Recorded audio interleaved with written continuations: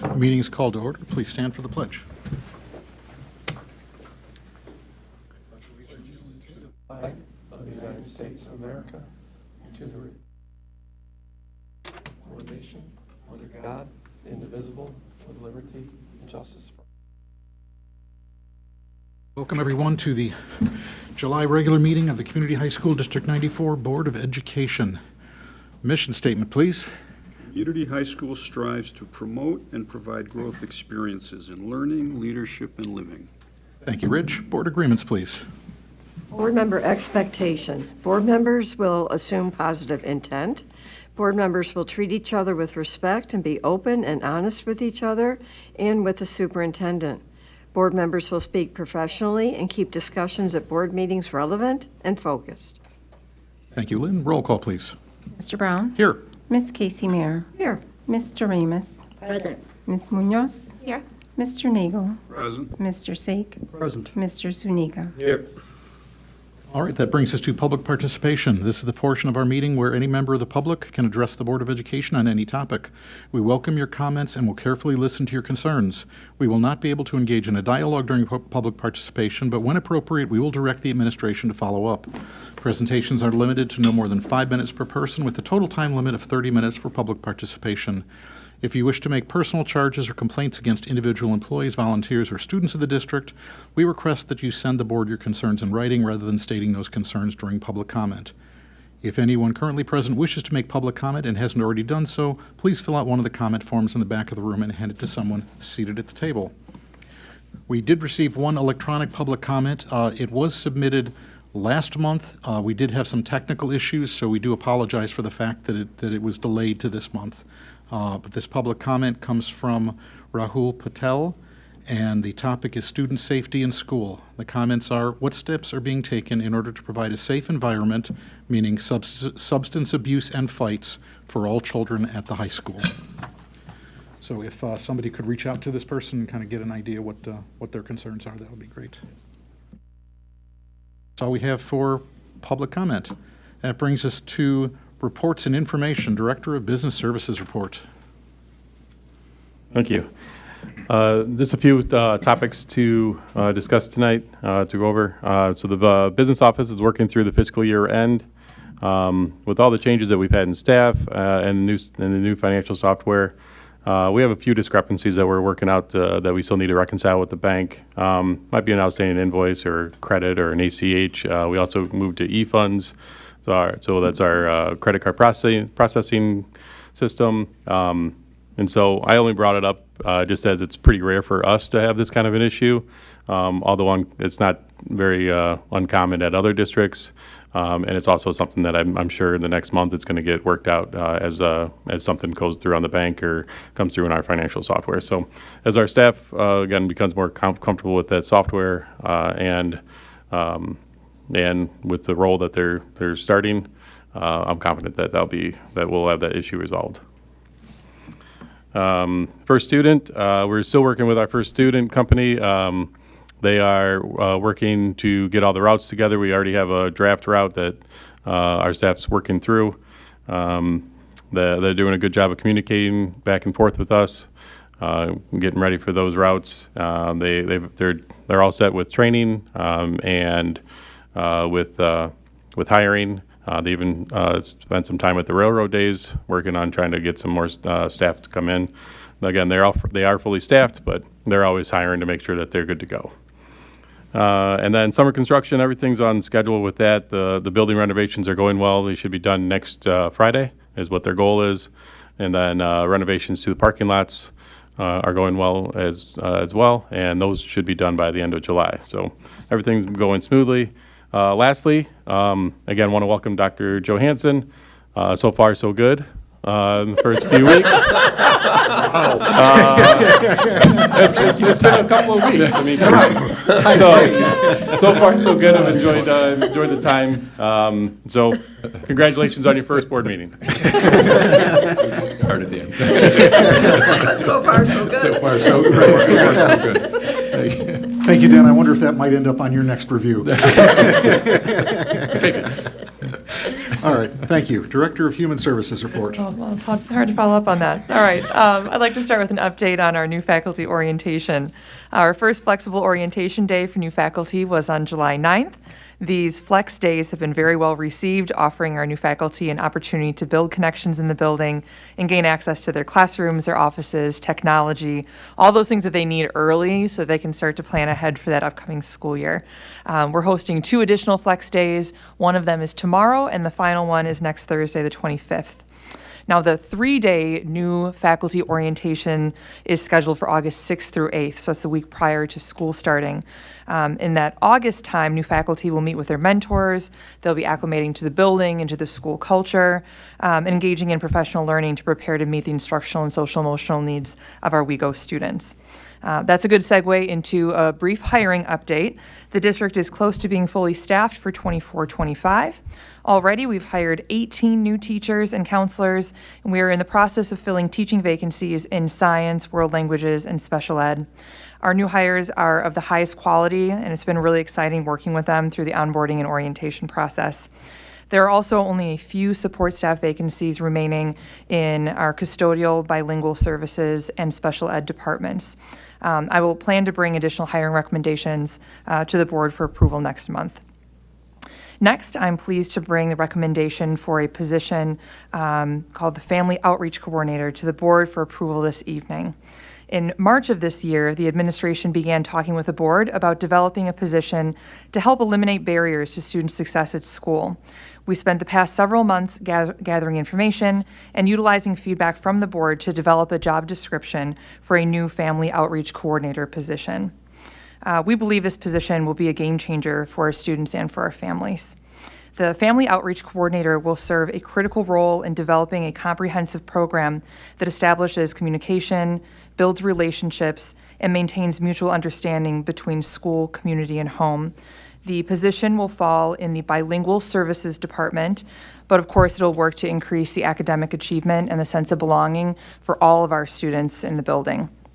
Of utmost importance in the job responsibilities are oversight of program implementation, managing a program budget, and determining current and future needs.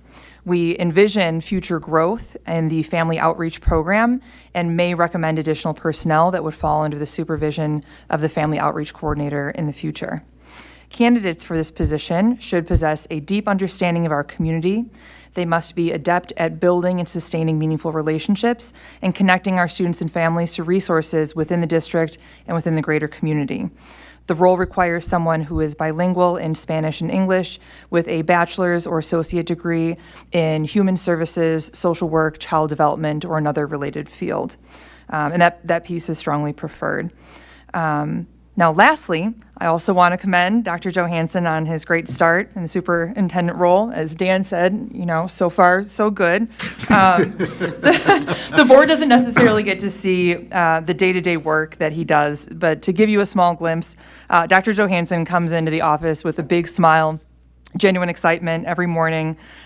He's been a tremendous listener, and he approaches every decision with the poise and the student-first attitude that you would really hope for in a leader. His work ethic and intellect are unquestionable, and so I just want to make sure the board knows you've made an excellent choice in Dr. Johansson, and it's an honor to be part of his team. So congratulations on your first board meeting. And that concludes my report. Thank you, Julie. Principal's report. I'll start where they left off and just say, again, congrats to Dr. Johansson, but what's been really great is the time that was spent from February till now is definitely paying dividends in this transition. Now that Dr. Johansson's officially in the role, it's been rather quick and seamless, which has been very nice. So again, congrats on the first meeting, and happy to be on board with the team. So good stuff. I want to piggyback a little bit on Mr. Oberg's update on construction and thank our custodial staff. The necessary annual preparations for the start of school are on time to be completed, as well as with our maintenance staff. The building will be ready and operational well ahead of schedule, and I know staff and students are going to be very appreciative of the improvements to the bathrooms, parking lots, and art rooms, as well as some other small improvements around the building. In athletic and activities, I want to update the board that summer camps are concluding at the end of this month for all of our athletic teams. We are looking forward to a great fall season. We will also kick off on August 23rd 2024 with our annual blue and white night. I'll provide more details at an upcoming meeting, but that is also a great time to come out, see the team scrimmage, and get to liaise and meet and visit with the community. Also, you may have noticed last month, WeGo's own Brady Johnson, our former state champ and state record holder, qualified for the U.S. Olympic trials, where he competed in his signature event, the 100-meter backstroke. While he did not qualify for the 2024 Olympic team, we're going to be watching closely to see if he becomes a Wildcat Olympian in 2028. In the world of teaching and learning, last week we sent 9 teachers and our assistant principal of teaching and learning to a multi-day workshop in Plainfield on the ACT. This information was helpful, and it's going to assist us in developing test preparation activities and materials for students as we continue to make the rather significant transition away from the SAT and to the ACT, just like all schools in Illinois. Also, summer school concluded last week. Very successful summer school. We had over both sessions, 270 different students were able to complete 408 semester credits. And this includes students who took and passed driver's education as well. Those are great numbers and definitely help kids either get ahead or get back on track. I'm missing one page, my apologies, but I can tell you that we got our advanced placement data back earlier last week, and very happy to see that 731 exams were given across about 408 students. This is an incredibly good number. Very happy with that. It's the largest number we've ever had, with the exception of 2019. That, as you recall, that was the year before the pandemic, and then numbers changed and shifted after the pandemic, but it's really good to see that we are now back on track to have some very similar numbers to where we were prior to the pandemic. One piece of information I want to update the board on that's not in my report, because it was confirmed today, is that Lehman graduation will be hosted here on June 11th, 2025. So we're able to confirm those details just today, and we're looking forward to hosting that yet again. Finally, as a reminder, we don't have any discipline or attendance to report to the board in July, but we will continue to update the board at future meetings on those 2 metrics. And that concludes my report. Thank you, Will. And now for your very first superintendent's report. Will and Julie, thank you so much for the warm welcome. Dan, we'll have to wait and see. But so far, so good. So I'd first like to take this opportunity to thank our previous interim superintendents, Dr. Weniger and Mr. Langdon, for their support and mentorship over the past 6 months. I can honestly say that I've never felt more prepared entering a new position as I do now, and that can be directly attributed to their efforts. I've been working diligently to follow through on my commitment to the board to ensure a productive transition prior to and during the initial stages of my employment. In doing so, I provided the board with a copy of my transition plan that captures the many conversations, meetings, and events that I've participated in since February. I look forward to continuing this process throughout the year, and will be providing additional updates as they become available. Leadership book study. There is a red book in front of you.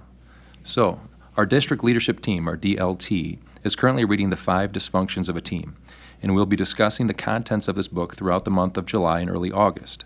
In an attempt to bring the board along on this journey with us and to ensure you are familiar with the types of conversations DLT will be having in the coming weeks, all board members have a copy of that book that maybe you could use as a light Sunday read if you so choose. Title I grant update. This is a federal grant to support school districts with large, low-income populations. We are beginning the process of moving from a targeted Title I school to a comprehensive Title I school due to the surpassing of the 40% low-income threshold. We currently sit at 50%. This is a year-long process that will require board approval. We are tentatively looking to bring this to the board in March for approval, but wanted to ensure you are aware that we're starting this process. The end result could bring additional funds to our district to help support our students. Healthy West Chicago. On July 2nd, I had the privilege of inviting myself to a Healthy West Chicago meeting with Penny. The focus of this meeting was to review the previous goals and work to establish future outreach opportunities in order to continue to have a positive impact in the greater West Chicago community. I'd like to formally thank them for allowing me to attend that meeting.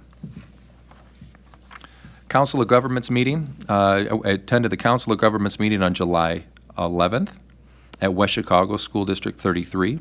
This was an excellent opportunity to bring together chief appointed officials and elected leaders of each of the taxing bodies to discuss items of mutual interest and answer any questions that arise. The following individuals were present: Mark Doles, Executive Director, DuPage Airport Authority; Mike Gutman, City Administrator, City of West Chicago; Benjamin Welsh, Director, West Chicago Public Library; Patrick Tanner, Fire Chief; Christina Davis, the Superintendent of West Chicago District 33; and Gina Rodden, Executive Director, West Chicago Park District. And finally, I attended the IASA New Superintendent Conference last week in Springfield. This conference provided an excellent opportunity to network with fellow new superintendents throughout the state and gain a better understanding of the roles and responsibilities of the superintendent while receiving professional development in the areas of law, finance, and district governance. However, the most valuable session centered on the relationship between the board and the superintendent. With that said, I look forward to continuing our conversations surrounding a board governance retreat in the near future. We received 3 FOIA requests since the last regular Board of Education meeting. Julie responded within the required time frame, and all 3 requests have been included in your packet. This concludes my report. Thank you, Kurt. Committee and representative reports. On June 20th, former co-intern Superintendent Attila Weniger attended the monthly DEOS meeting. Located in your packet are all the corresponding documents. I'm going to give you a high-level executive summary of what was included in that report. There were 5 key elements: the TCD Principals Report, the DEOS Executive Director's Report, the 23-24 Second Semester Outcomes Report for TCD, which includes data such as dual credit course enrollment and earnings, program and course enrollment, program completion, certification outcomes, clinical experiences and internships, and grades. The 4th element of that report was the reorganization report, which includes the 24-25 DEOS board meeting dates. And the final component of that report is the DEOS fiscal year 25 tentative budget. Okay, thank you again, Kurt. Future dates. August 6th is our next committee of the whole meeting, and August 20th is our next regular Board of Education meeting. That brings us to board members' open comments. Any open comments from board members tonight? Welcome, Kurt, to the board. So far, so good. Seems to be the theme, Rich. 15 minutes. Appreciate all the work you've done to get yourself this far, and all the communication and establishing relationships and things like that. So, welcome. I want to echo what Rich said, and definitely thank you, Kurt, for engaging our questions, being open to dialogue and having really good conversation. And again, for always being or demonstrating your willingness to be open to build relationships. Thank you. Any other comments? All right, that brings us to future issues. Anyone who'd like to bring up any future issues? Hearing none, that brings us to consent agenda. Does anybody wish any items removed from the consent agenda for separate action? Hearing none, the recommended motion is to approve the consent agenda, which includes the approval of minutes from the June 18th, 2024 regular Board of Education meeting, the approval of financials as presented, and the personnel report as presented. Moved. Second. Roll call, please. Mr. Brown? Aye. Ms. Casey Meir? Aye. Mr. Remus? Aye. Ms. Munoz? Aye. Mr. Nagel? Aye. Mr. Sake? Mr. Suniga? Aye. Motion carries. There is no old business, so that brings us to new business. Item number 1, a grant agreement with Northwestern Medicine. The recommended motion is that the Board of Education approve the grant agreement between Northwestern Medicine, Central DuPage Hospital, and West Chicago Community High School District 94 as presented for the purchase of supplies and equipment to support the educational and training needs of students. So moved. Second. Any discussion? Roll call, please. Ms. Casey Meir? Aye. Mr. Remus? Aye. Ms. Munoz? Aye. Mr. Nagel? Mr. Sake? Aye. Mr. Suniga? Aye. Mr. Brown? Aye. Motion carries. Item number 2, anatomage table purchase. The recommended motion is that the Board of Education approve the purchase of an anatomage table from Anatomage Inc., Santa Clara, California, in the amount of $125,335, which includes shipping, training, and software. So moved. Second. Any discussion? Roll call, please. Mr. Amos? Aye. Ms. Munoz? Aye. Mr. Nagel? Aye. Mr. Sake? Aye. Mr. Suniga? Aye. Mr. Brown? Aye. Ms. Casey Mayer? Aye. Motion carries. Next item, NIU Convocation Center License Agreement 2025 to 2028. The recommended motion is that the Board of Education approve the license agreement between Northern Illinois University and West Chicago Community High School District 94 for the lease of the Convocation Center for the purpose of conducting commencement exercises for West Chicago Community High School on the following dates: May 20th, 2025, May 19th, 2026, May 19th, 2027, and May 17th, 2028. So moved. Second. Is there any discussion? We looked at going back to COD, which would be much more convenient for.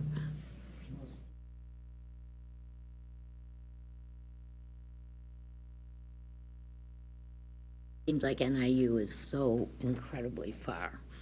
Yeah, our last communications with COD around commencement were in 2022, when after we had done the football field commencement in 2021 at NIU.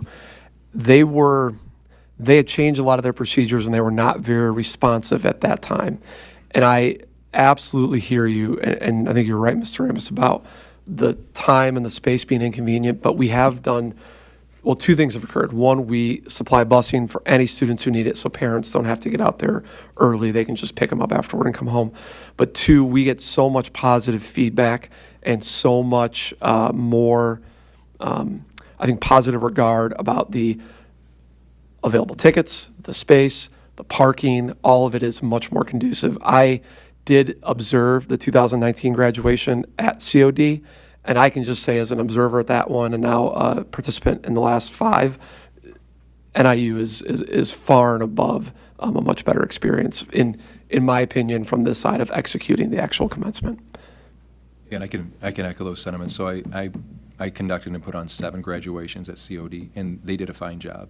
And then I also did 4 at the Sears Center. And then coming to NIU this past year, nothing against the other venues. They were wonderful. This doesn't compare. I mean, this is hands down so much better than the other ones. I know the drive is a little far, and that was one of the questions I asked early on too. But when speaking with Dr. Dwyer and Mr. Pater, the feedback from the families, knowing that they can bring whoever they want, as many people as they want, they're willing to travel that extra distance to experience that venue. Any other discussion? If we're losing any families who can't make it, I've never heard that. Now, in fairness, I've never asked that question. So that may be something we could include in the senior survey this coming year. I will say I really do like the video board feature at NIU, because it really allows anybody from wherever you're sitting to get to see your kid walk across.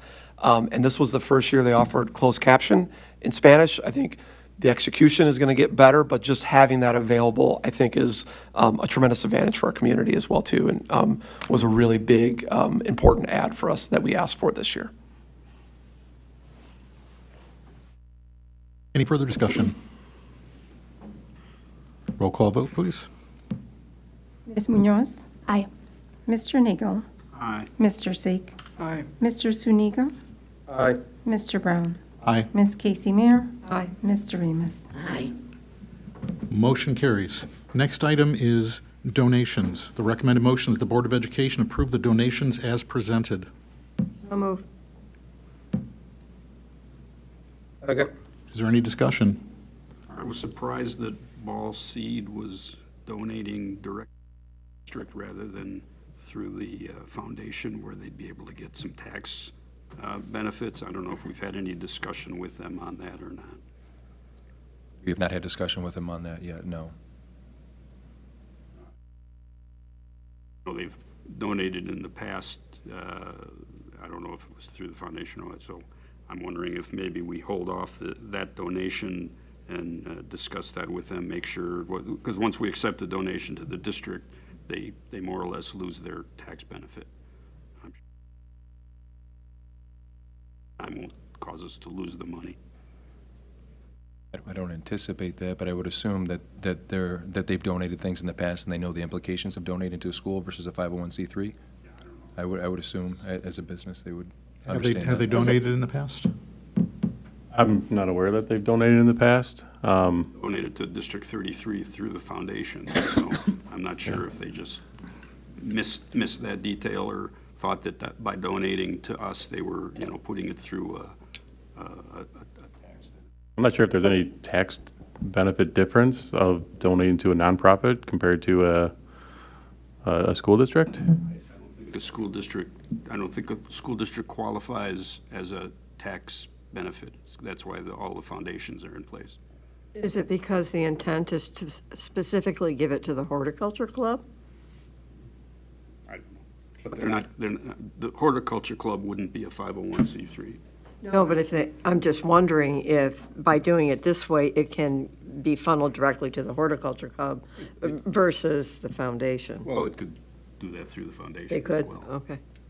I recall years ago, their head of HR was involved with the foundation, and that was why the funds were given to the foundation rather than directly to the district.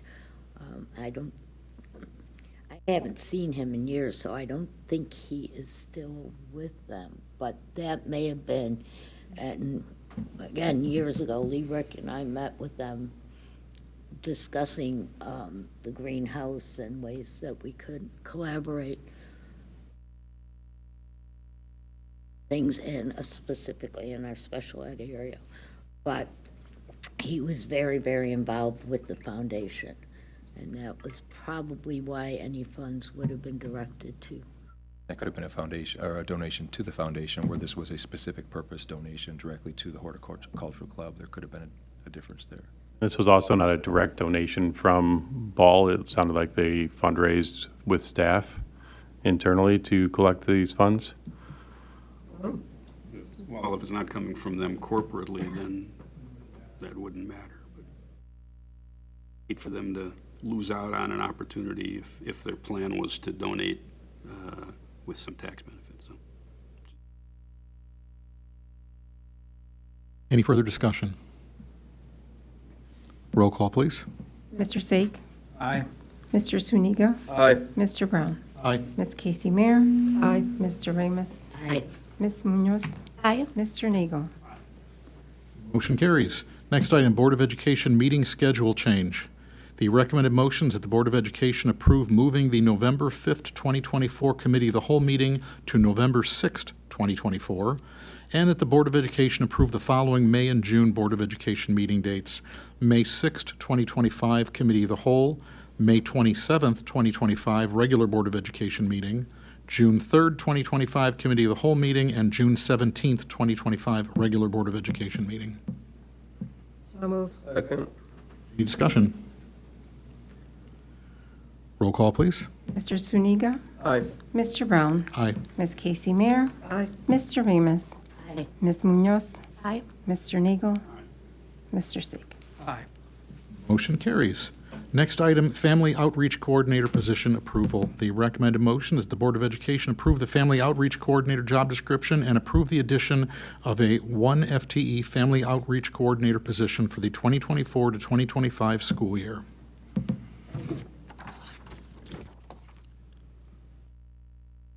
Are we discussing it? We need a second. Second. Okay, any discussions? Yeah, so I have been very vocal about it at this table previously in terms of I think that we're missing the mark here of bringing this position forth in the Department of ESL. And also to be clear, right now, as it is, that administrator oversees the Dean's Department and ESL.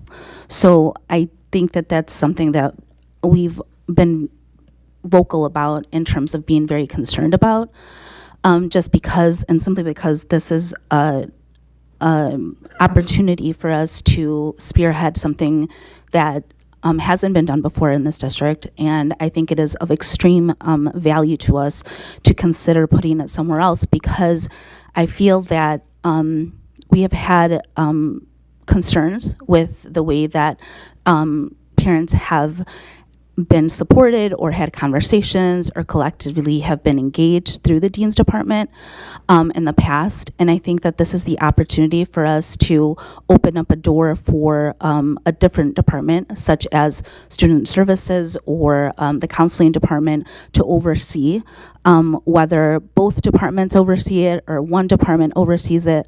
But I do feel that it's worth the discussion at the table because it has been something that we, various board members, have repeated before.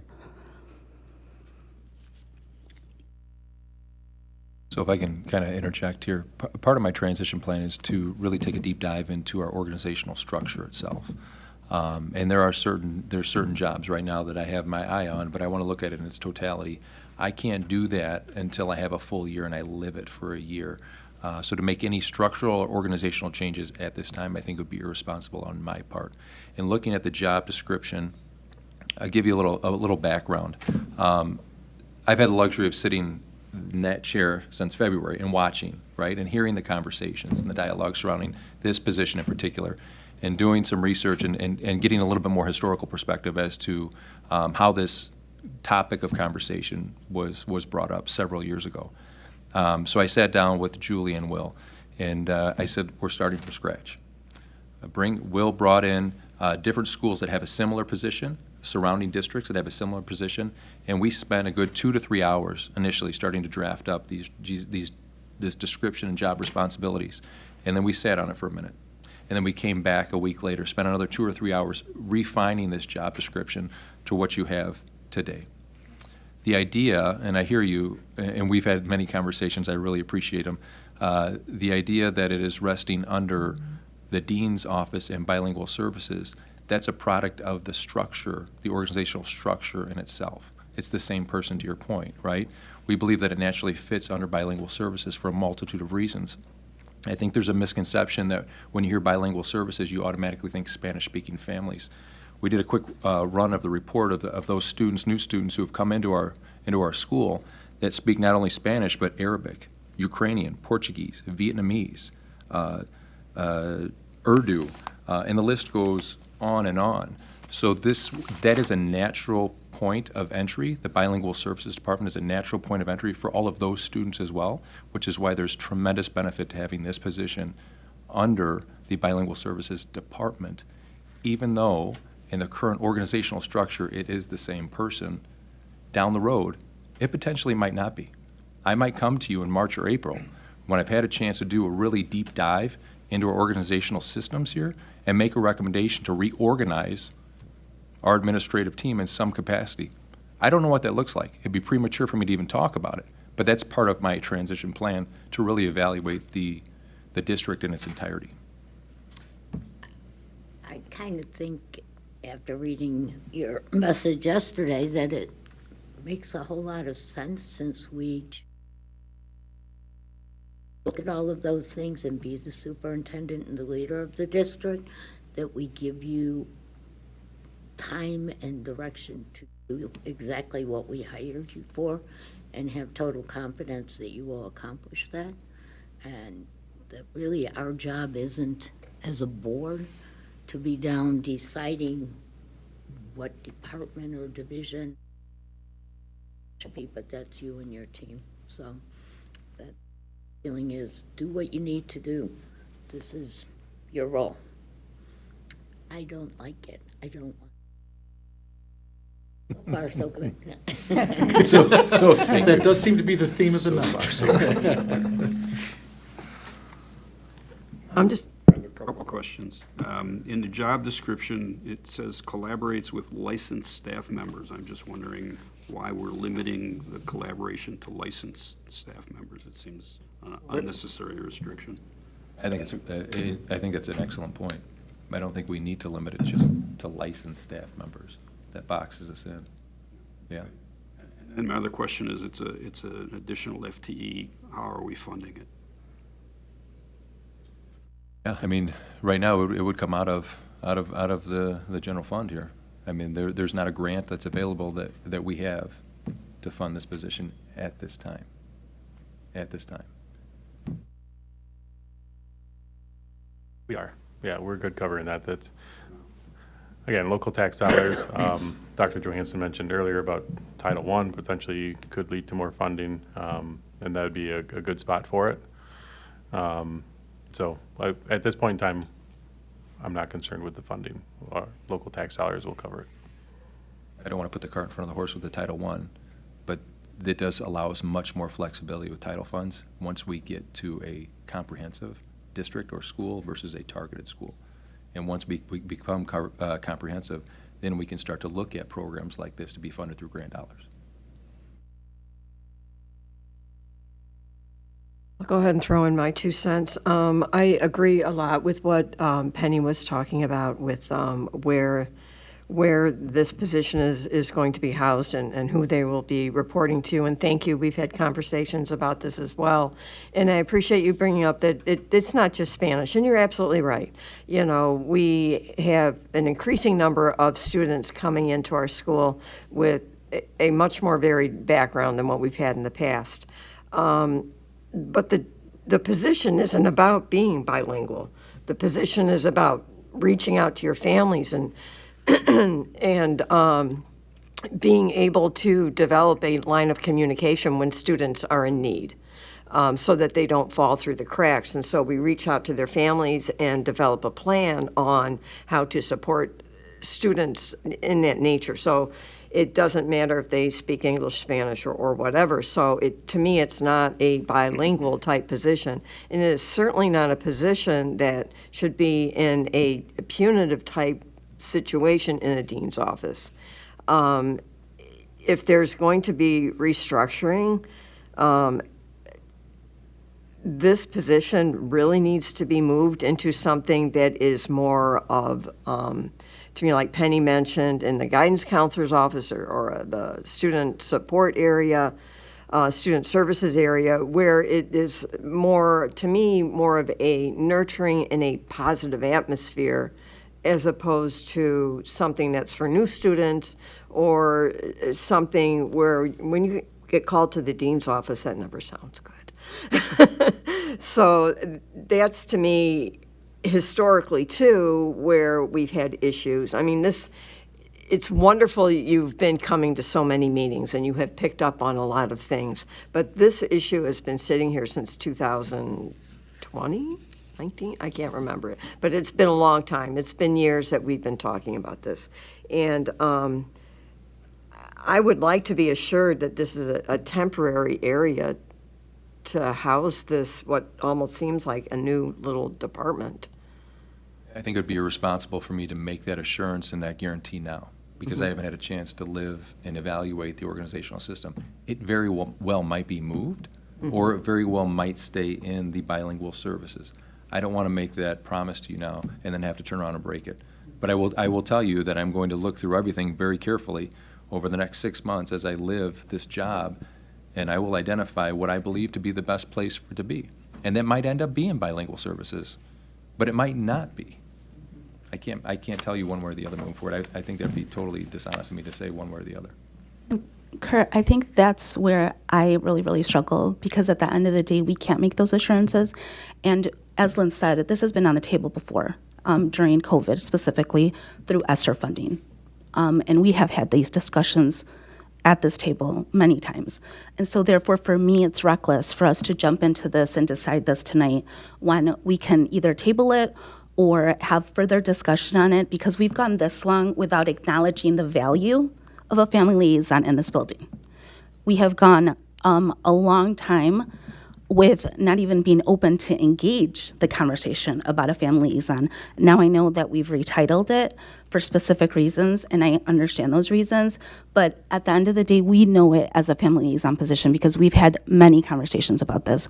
So for me, I guess I'm struggling with the fact of we really, to a certain degree, I feel, even though the job description is very comprehensive, we open up ourselves to not make the right person. And as we've discussed before, it takes a special person to be in this position, a person that knows that this is a very student-centered position, and then obviously will be supporting parents one-on-one.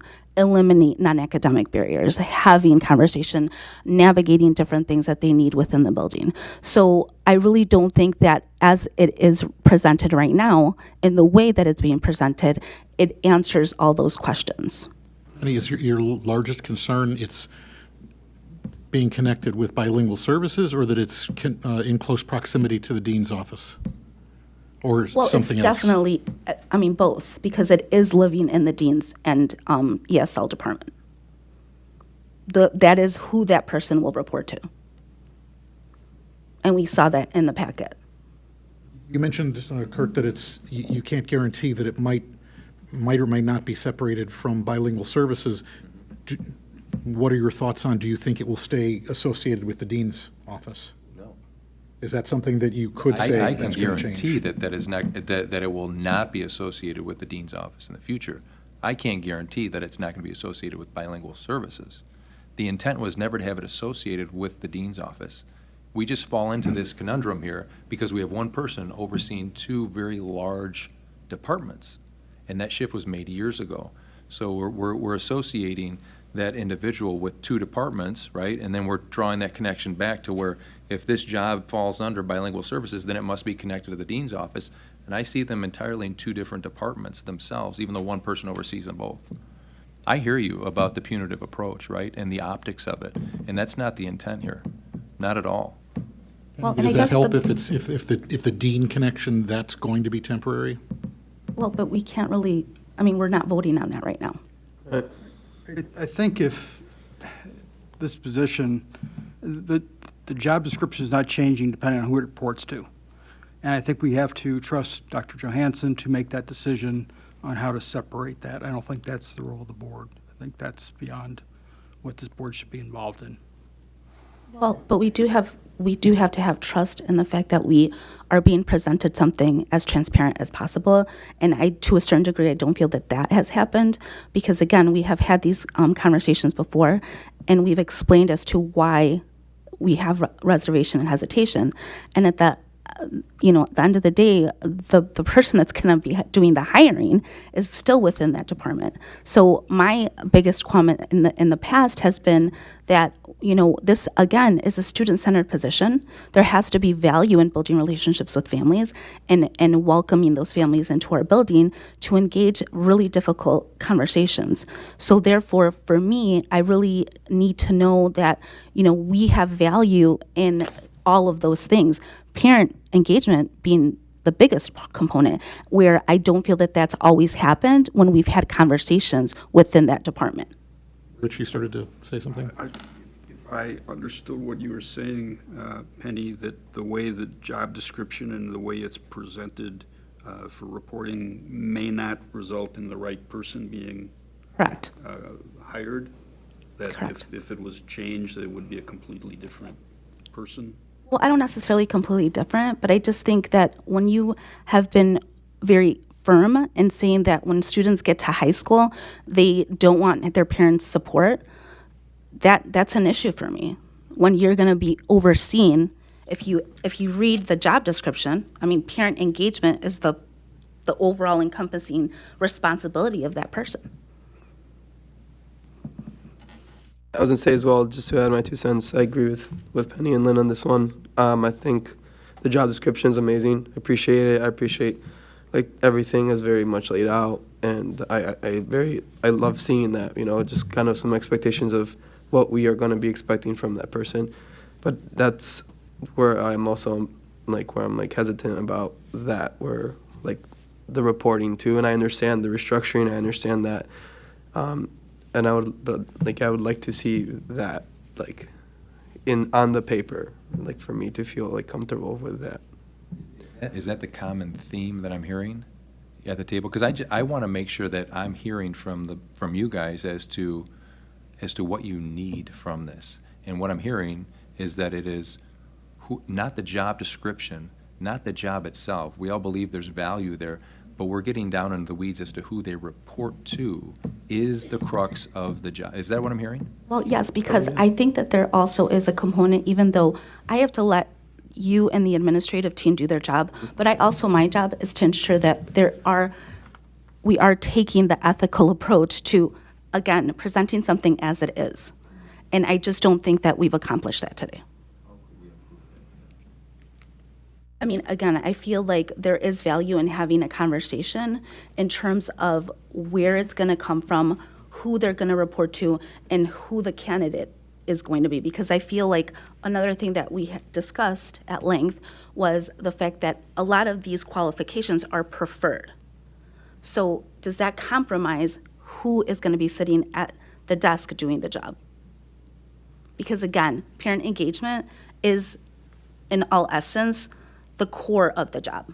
So you have to like talking to parents. You have to like talking to families and supporting them. Patty, would further discussion make you more comfortable with it, even if at the end of that discussion, because of the current organizational structure, the reporting had to still remain as it is, at least for now? Would additional discussion help, or would that still be a roadblock for you? I do think that because, again, I, of all people, see the value in the position. But again, I do feel we are still getting it wrong. And at this point, I feel like we could have a deeper dive in this discussion because I just don't feel that as presented, we're there yet. And we've gone too long without this position already. Or what would the impact be if this was deferred to, say, further discussion at the August COW meeting and a vote at the August regular meeting? So it impacts our incoming freshmen. So this position, the reason for trying to get this position off the ground and running is to be able to hire somebody in time so they can make connections with incoming freshmen. So delaying it is going to negatively impact that. So you hired me to make recommendations to the board as to what I believe is in the best interest of our students and our community. I presented you with, like I said, one of the best job descriptions that I have written as far as detailed approach. There are nuances in every job description, every job, that we could dive down into the weeds and pick apart. But in its totality, the only thing I'm hearing is that the crux of the issue is that who this person will report to. And that the can candidate potentially- themselves. And the candidate themselves. We don't know who that's going to be yet, though. But I do feel that the way it's written right now puts us in a bind as to who we're looking for. Because of the reporting structure or because of the job requirements? Both. The qualifications. What is your concern about the qualifications? Well, because if you look at the qualifications, they're preferred, not required. Or like the educational background? Mm-hmm. Is that something you can speak to? Write a job description where you don't leave the door open for a multitude of qualified candidates who may not fit right in the box. You're very much, and we discussed this with the special ed position last year, you're limiting what some very, very good qualified candidates that could apply. So we've complained that this job has gone unfilled, that we haven't taken steps. We're taking the steps. We're trying to make it happen. And now we're saying, oh no, we've delayed it too long, but let's delay it more. Why would we do that? Our job as board members is not to be on the dance floor writing the job descriptions or interviewing potential candidates or determining or dictating what department they answer to. This is what we hire administrators for. We have to give them some trust. And here's Kurt sitting here at his first meeting, and we're saying we don't trust you because we didn't trust somebody else once before. Then why should we even have a superintendent or a director of HR? Why should we have an administration if we as board members who do not have our background in school administration think we can make better decisions? This needs to be decided on. It needs to be decided on now and get it done and let the people we've hired to do a job do their job. Mr. Amos, I'm not complaining, first of all, and my job is to ask questions and give my opinion, because at the end of the day, I have to vote on this. So I, first of all, take offense to that. Second of all, again, we waited for it this long. The first thing out of the gates that I said when this position was going to put on the agenda was the fact that it couldn't be within the dean's department or where it was sitting as it is. And I'm sorry, I have done my due diligence in talking to Kurt and bringing forth my concerns directly to him, and that's what I'm instructed to do. I'm sorry you're offended, but at the end of the day, as board members, our job is not to be the administrators. We need to stay off the dance floor. Rule of board governance, Jethro Bodine, not one, board governance. Call for the Let question. the I feel- administrators do Call what for the they're question. Is there any further discussion at this point? It seems like we've got a crossroads. We can either do a deeper dive into it and delay it, or we can take the vote now. If I understand, we don't have this position even approved yet, right? That's what we're That's what voting we're- on, that's what would this be is. approving the just position. That, the additional FTE. Yes. So, if we have to call baby steps and, move forward with a position, and then based on the discussion we had, the administrators that will be involved in hiring people, interviewing and things like that should have a pretty good idea of what the board would be looking for. That's about all we can do at this point from my vantage point. Knowing that it won't be housed with the Dean's Department permanently is very helpful. Any other further comments? All right, we have had a motion to call the question, so at this point, we will ask for a roll call vote on approval of the motion. Mr. Brown? Aye. Ms. Casey Mayer? Aye. Mr. Remus? Aye. Ms. Munoz? I really feel pinned against the wall on this. And Kurt, I definitely don't want to be disrespectful to you in any way. Because again, you've been humble in your engagement of my questions and in your dialogue. And I do believe in your leadership, but I do ask that that you understand where we're coming from in terms of building trusting relationships with individuals at this table, because unfortunately that has been compromised. And again, I do feel like I will vote yes for this position because I do see the value firsthand. But again, I really do hope that we do our due diligence in knowing the community that we serve and seeing the community for what it is and understanding the gaps that are there and the lack of engagement that has previously occurred. So that was an aye vote from you? That was an aye. Okay. Mr. Nagel? Aye. Mr. Sake? Aye. Mr. Suniga? Yeah, same thing. I'm gonna echo what Penny said. I have full trust in you in the regard that like, again, the job description was amazing. I appreciate it. I appreciate the conversations. But if, like you said, like it's not gonna be in the Dean's Department, like I hope that's, along the road when like things are restructured, that's what happens. So, but I vote yes, aye. All right, motion carries, and I'm certain you've got a sense of some of the board's perspectives on this, and definitely look forward to some good discussion going forward as you hire somebody and we start rolling forward and see how this works out. Thank you, Kurt. Thanks, Kurt. All right, that's the last of our business in open session. We will be going to closed session. The recommended motion is the Board of Education hold a closed session for the purposes of litigation when an action against, affecting, or on behalf of the particular public body has been filed and is pending before a court or administrative tribunal, or when the public body finds that an action is probable or imminent, specifically the Winfield TIF. Well moved. Second. Roll call, please. Mr. Brown? Aye. Ms. Casey Mayer? Aye. Mr. Remus? Ms. Munoz? Aye. Mr. Nagel? Aye. Mr. Sake?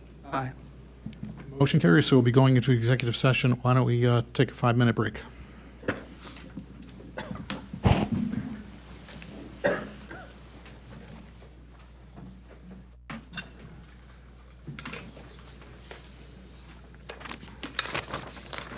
Again, idiocy comes to the table.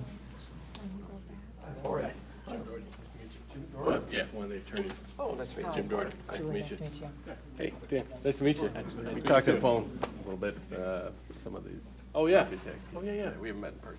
Yeah. Good to meet you. Yeah, nice to meet you.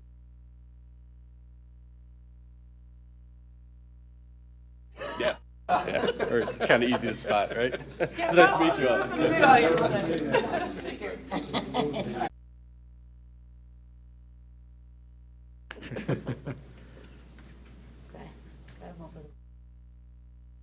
Oh, wait, you're on the north side of the track.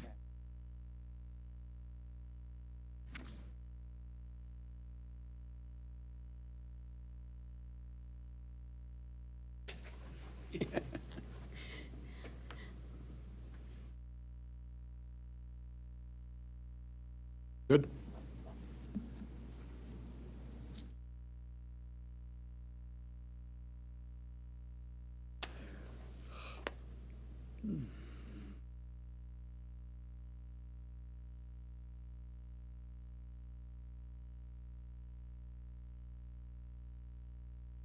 All right, we're back in open session. Is there a motion to adjourn? Okay. All those in favor? Aye. All right, good meeting, everyone. Thank